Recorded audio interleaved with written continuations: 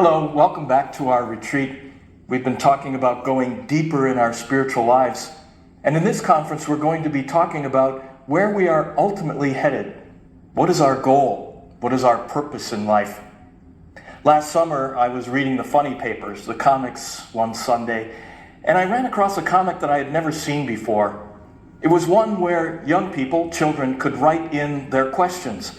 And most of the questions have to do with scientific things like lasers, how they work, or why do bubbles have different colors to them.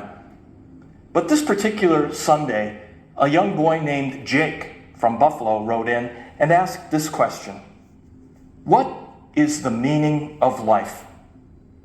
Now, it's a pretty deep question for a young boy from Buffalo, New York. And it's an honest and good question because we all need to ask that question. Why am I here? What is the meaning of life? What's my purpose? But the answer that he received in the comic strip I thought was terrible. It was appalling.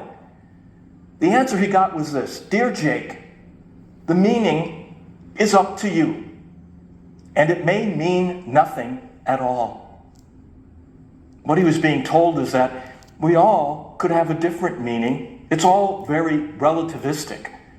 And in fact, life may have no meaning at all. This is what we call nihilism, nothingness, that there's no purpose or meaning to life. Now, that's not what we as Christians believe. We believe that life does have a purpose and a meaning, and that it's very important for us to know that purpose and meaning. Back in the 20th century, there was a psychiatrist from Vienna by the name of Viktor Frankl. Perhaps you've heard of him. He studied under the great psychiatrists of his time, Sigmund Freud, Adler. And as a young man, serving people during the time of the Great Depression, when people lost everything, lost their livelihood, their jobs, many people had a sense of purposelessness, of meaninglessness. They felt, my life is over now, I've lost everything. And he served them, trying to help them understand the meaning and purpose of life. In the 1930s, Nazism came into play in Germany and Austria, and the US government gave him an opportunity to leave Austria. They provided him with a visa, but it was for only himself. He couldn't bring his family with him, and so he chose to remain behind in Austria.